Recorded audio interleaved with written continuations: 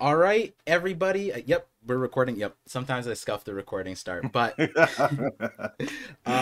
we're Start. here for chapter 1071 or 1079 discussion, the legendary chapter, the legendary 6 hour live stream, which if you haven't seen yet, go watch it because there's a bunch of things that we won't be talking about here as much as we did there. Because today I have Joy Boy Theories, the legendary author of The Booms. And I think this chapter specifically is a great chapter to bring someone who's more familiar with writing and future plot lines, future options, how it feels for the current plot developments, because that was a few questions that I got in the live stream that I entertained, but live streams are more reactionary, and you can't be reactionary with as one your favorite story, but then also discussing major developments. Like, you should digest those things and sit on them and have conversations about them, right? I mean, that's ultimately what One Piece is for. And so, Joy Boy, how are you doing? How is 1079 for you? I'm glad to be here. First off, thanks for inviting me. It's what a glorious chapter, man. I wasn't so hot on the last one with Mm-hmm. York. That feel bad, but Oda came back and dropped absolute hammer this week. So yeah, excited to talk about it. Appreciate the Booms plug as well, but and I said this on Twitter, and I know that this is gonna be controversial, but I think that this is in contention for one of the best chapters of One Piece overall. It's kind of a ridiculous thing to say, and like you got that look on your face right now, like, oh, is he, how are we gonna justify this one? Uh-huh. Um, Uh-huh. but it's like, and I don't even know how to explain this, so it's gonna go poorly. But you with things like Whitebeard, right, or death, Ace's death, all the big moments in One Piece that you can think of, a lot of those I feel like, from a writer's perspective, they're kind of gimmies. Once the amount of setup is there, actually writing the moment is really intuitive, and he's obviously really great at it, and it's simplifying it by an absurd degree, but Mm-hmm. just comparatively. The thing about Kid being absolutely murdered by Shanks is that uh, you know I didn't think that it would work. I really didn't. It's like people are like, yeah, you didn't predict this. No, I predicted this. I predicted it, and I feared it. I was afraid. Like, one of the things that stresses me out in general about being in the One Piece community is having a chapter that I don't like. And so Mm-hmm. so we get this setup of Shanks and Kid. At first, I'm like excited, what's gonna happen? And Right. then over the weeks pass, and I'm trying to problem solve, like how do I make this work so that I like it? I can't find an answer. It's like I'm Yeah. starting to dread it. Like, oh no, am I not gonna like this? And that's why it's so great, man. It's just like it's just masterful to take something that probably the vast majority of the community. And when I said, like, I said this ahead of time, right? I don't want Kid to defeat Shanks. I think that would just destroy power scaling. I don't see the point of it. That I didn't think that that would happen, right? But Mm-hmm. I also didn't want Shanks to murder Kid, even though that was a logical assumption to make. Just because the Kid is a character that we're invested in, and you want to see the journey pay off. We were introduced to the supernova, and there was a lot of initial hype and promise there. Which Kid came up with a higher bounty than Luffy when we first met him. Mm-hmm. So you want something to come from the rivalry, and yes, he had a big moment in Wano with Big Mom, but it was never a rivalry moment. It never felt like a payoff of these two young guns duking it out to be leader of the next generation, which is what a lot of people were thinking about. Mm-hmm. So I wanted that. I wanted moment for Kid, and I never thought that it would work if he just gets murdered. Granted, we have some hopium that we'll get into a bit later that kind of works with this as well, but when I feel a moment, especially if I went into it biased ahead of time, like I'm not gonna like this, and I like it anyway, it puts it on another level for me. It's like you see something that totally wows you. I think Gear Fifth Luffy did that for me as well, just creative brilliance. Yeah.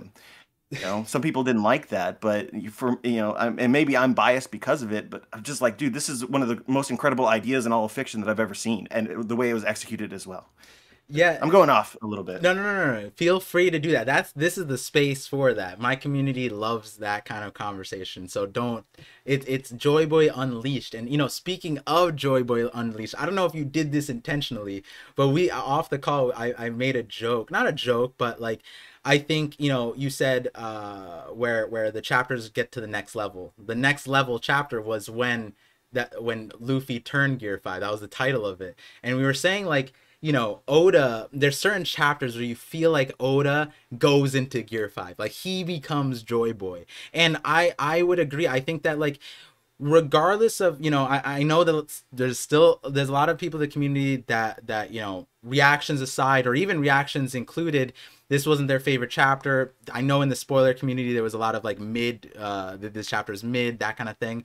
But like this chapter really felt like Oda hit Gear 5 and he had that Sun God Nika effect that Luffy's supposed to have, and bringing smiles to people's faces. Because I And the impossible, regardless, man. like this was a thing that happened in my stream where there was plenty of people that really liked Kid, plenty of people commented it, and they still, because of how fun the stream was, they were like, I love Kid, but this is hilarious, like what you're saying is hilarious. And that's ultimately, like a good emotion to be able to emote, like unbridled laughter, right, like that's an incredible thing to do, especially if it's not something like you expect it, like it shocks you, it's not something you like. To be able to still do that despite those things, I think is really crazy, right? And we're gonna talk about the hopium too, because I, despite what we see in the chapter, to let you in, I do plenty of polls in my streams, because we both know it's like a community thing. Like neither of us have the full sight, and I like tapping into the community mindset, especially my community. They got the 9,000 IQs sometimes, and and so Sometimes don't get a big head. yeah, 60% of the chat, of those votes, thought that they would be alive, and I'm like, hey, like despite everything, despite all the memes we had, I think it's fair to say that like it's not crazy to think that Kid's gonna come back. I think It's that's debatable. where I want to, we'll talk about that later, but you made a good parallel too, of like Ace and Whitebeard. I was dying because Ace, it was spoiled in the chapter title. Ace died, Whitebeard died, Kid dies, he doesn't even make it into the chapter title. And then it's red-haired pirates and Emperor's crew, but we don't even meet like the Emperor's crew. Like we see the frog dude and the like geriatric, like the senior citizens. Like, like I thought when I saw that title, I was like, oh man, we're gonna get the 956. Like 956, we got the warlords and the crazy and the Yonko lineup. I thought we were gonna get that for Ben Beckman, and then we got Like, Jero. whoops. The chapter where Kid dies, he just like like dies. Like we're gonna, I think the word dies is gonna be this break week's trigger word, right? A lot of people are gonna correct the dies thing. We're saying that in the context of just off of the chapter, just accepting what's happening, right? Obviously, we're exaggerating, but die is a heavy word in One Piece, considering most people don't die, but some people do, and it wouldn't be absurd that Kid does. He was low in the popularity polls, so sometimes Oda looks at these I things. was like, no, mistakes were made. Okay, you were only 20th. Sorry, man. Yeah, and like I recontextualized the cover story. I was like, damn, is Luffy farming these sunflowers to bring to Kid's funeral? I was like, is that why he put this in the chat? Oh my god, there's too many memes. Like there's unlimited memes. I feel like I'm still gonna have new memes by the end of all this, and I had 6 hours to cook up those memes. So if you guys want to hear about a lot of those, we'll go check out that live stream. That was a legendary. I love that one. I actually rewatched part of it because people were time stamping it and saying like this is hilarious, all that, and it was just a good laugh to revisit.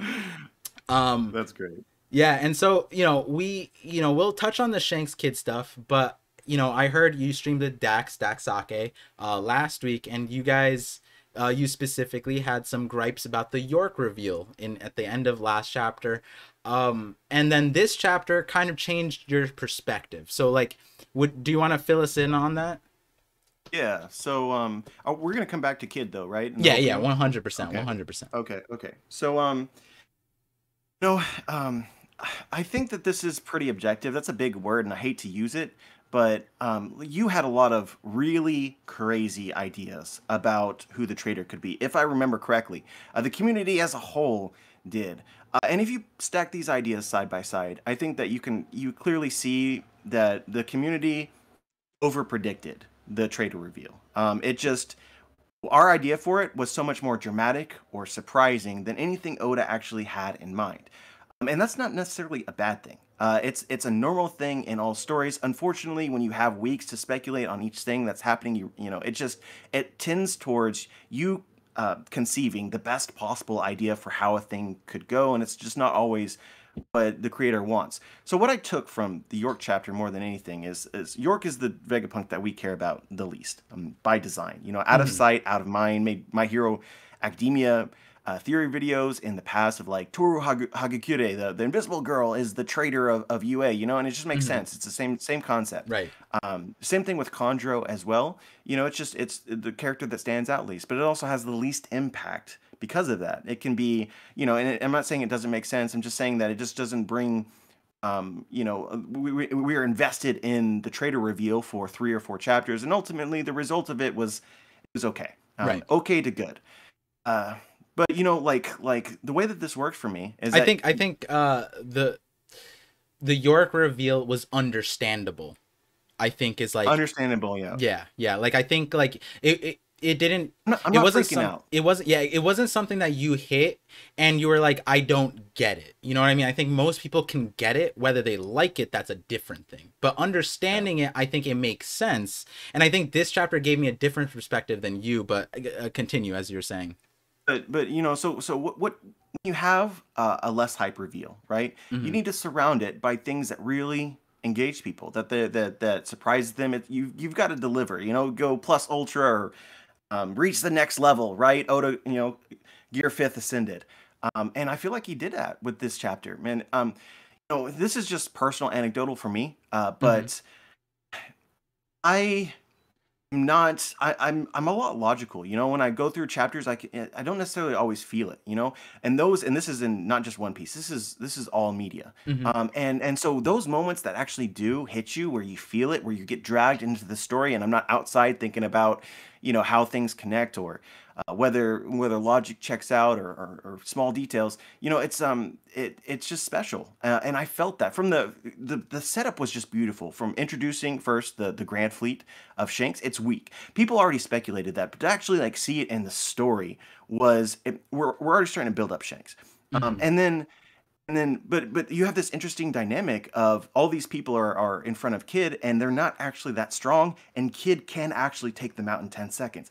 I started this chapter thinking that he would, you know, I was rooting for him basically. You know, I wanted him to succeed. We'd followed his journey for so long. Like, prove yourself, man. You're the next generation has arrived. I don't want you to defeat Shanks, but you know, like, Hmm. you know, make a name for yourself. Have a Right. moment. And then you see, we pan back to Shanks, and he activates his future sight hockey, and he sees what's about to happen to his innocent, hilariously inept crew, Right. and you know, I felt panic, like truly panic. It just my stomach dropped. I said, you know, I haven't uploaded my review yet, but I said this in review. You could superimpose Luffy's face over Shanks in that moment, you know, because Hmm. this is his future, right? This is, you know, who he is, and we'll get into like Shanks as a character as well when talking about why I think Kid is maybe still alive. But that moment, man, it's like the only thing, you know, and this is another thing as well, is just covering chapters that have these hype moments elevate it for me as well, because I just like being here when we get those moments that we can talk about for years afterwards. But Right. it reminds me somewhat of the Katakura reveal from Whole Cake Island when I read that weekly. It's just like, oh, it's an absolute freaking gut punch, but it's on another level. It's like, take Bellamy. I did a top 10 moments in One Piece video recently, and Hmm. Bellamy getting smacked by Luffy made the cut, you know, and this is 100%. it's on steroids, Yeah. basically. And you know, what it does for Shanks. I'm going all over the place, but what it does for Shanks, man, it just elevates him throughout the story. Think about Shanks going onto Whitebeard's ship by Hmm. himself, solo, without his crew. You're looking at that a little bit differently. He arrives, right, and he's staring down a Kainu. You're like, oh, they know, you know, and it just the whole